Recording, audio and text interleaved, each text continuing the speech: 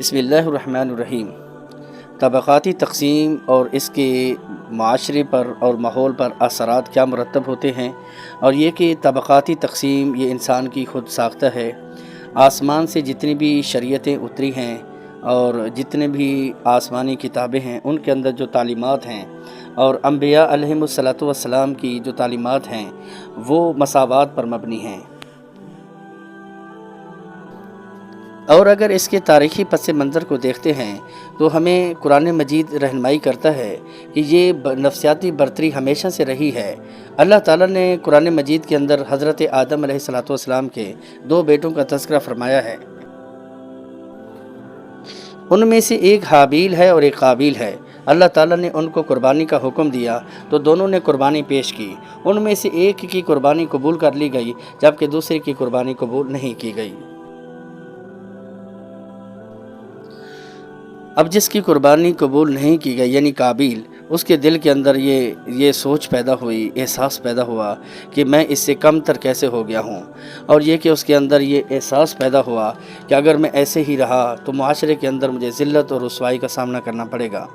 اصل میں اللہ تعالیٰ کے ہاں جو مقام اور مرتبہ اور رفعت کی بنیاد ہے وہ تقوی ہے۔ اللہ تعالیٰ نے اس واقعے کے اندر جب تذکرہ فرمایا تو ساتھ ہی اللہ تعالیٰ نے فرمایا کہ انما یتقبل اللہ من المتقین، کہ اللہ تعالیٰ قربانی اس کی قبول کرتے ہیں کہ جس کے دل کے اندر تقوی موجود ہے۔ اب اس کے دل کے اندر تقوی تو نہیں تھا لیکن اس کے پاس مال و دولت کی فراوانی ضرور تھی۔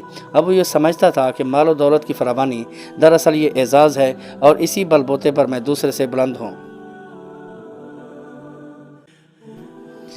اللہ تعالیٰ نے یہ کلا کما کر دیا، یہ فیصلہ کر دیا کہ دنیا مساوات پر قائم ہے۔ اگر کوئی انسان اللہ تعالیٰ کا خوف دل میں رکھتا ہے تو یقیناً وہ دوسرے سے بلند ہے، اور یہ مساوات بھی ہے، یعنی دنیا کا نظام عدل پر قائم ہے۔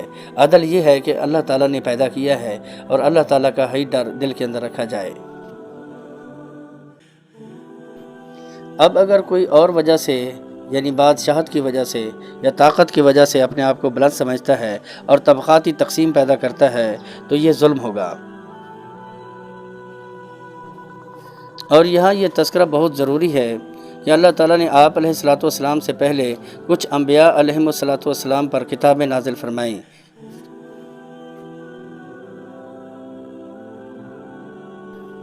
اور اب وہ ایک دوسرے سے اپنے آپ کو برتر اور بلند سمجھنا شروع کر دیتے ہیں۔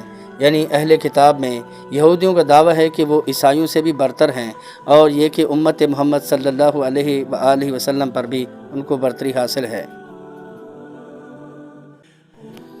اگر ہم اس کی حقیقت کو دیکھتے ہیں تو اللہ تعالیٰ نے قرآن مجید کے اندر اہل کتاب کو چیلنج کیا ہے، یعنی اہل کتاب یہودیوں عیسائیوں کو، بنی اسرائیل کو یہ چیلنج ہے کہ تمہاری کتابوں میں جو اللہ تعالیٰ نے آسمان سے اتاری ہیں اس میں تم سے وعدہ لیا گیا تھا جب آخری پیغمبر آ جائے تو تم نے اس کے طریقے پر چلنا ہے، یعنی اپنی شریعتوں کو تم نے منسوخ کر دینا ہے۔ اب یہ ان سے وعدہ لیا گیا تھا، اب انصاف تو یہ تھا کہ اللہ تعالیٰ کے اس وعدے پر قائم رہتے، لیکن انہوں نے ایسا نہیں کیا۔ آپ صلی اللہ علیہ وآلہ وسلم کے آ جانے کے بعد انہوں نے اس وعدے سے انحراف اختیار کر لیا۔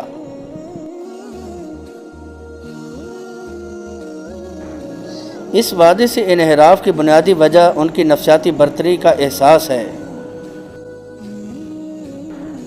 قرآن مجید کے اندر اس بات کو واضح کر دیا گیا ہے، بلکہ چیلنج کے ساتھ ان کو بتایا گیا ہے اگر تم اپنے بات میں سچے ہو تو تم دلیل لے آؤ، اپنی تورات اور انجیل کو لے آؤ، اس کو پڑھو اور اس کو تلاوت کرو کہ اللہ تعالیٰ نے تمہارے سے کیا وعدہ لیا تھا۔ اس سے پتہ چلا کہ نفسیاتی برتری کا احساس ہر حوالے سے نقصان دہ ہے، اتنا نقصان دہ ہے کہ اللہ تعالیٰ کی تعلیمات کو بھی انسان پس پشت ڈال دیتا ہے اور اپنی نفسیاتی برتری کو طلب کرتا ہے۔ یہ مجموعی طور پر نفسیاتی برتری کے احساس کی مثال تھی۔ افرادی طور پر بھی نفسیاتی برتری کا احساس انسان کے اندر موجود ہے، اور یہ احساس انسان کو معاشرے کے اندر بگاڑ پر ابھارتا ہے۔ اس وجہ سے اللہ تعالیٰ نے انسان کو اعتدال میں رہنے کا حکم دیا ہے، اور یہ کہ انصاف کے ساتھ قائم رکھنے کا اور انصاف کے ساتھ قائم رہنے کا حکم ہے۔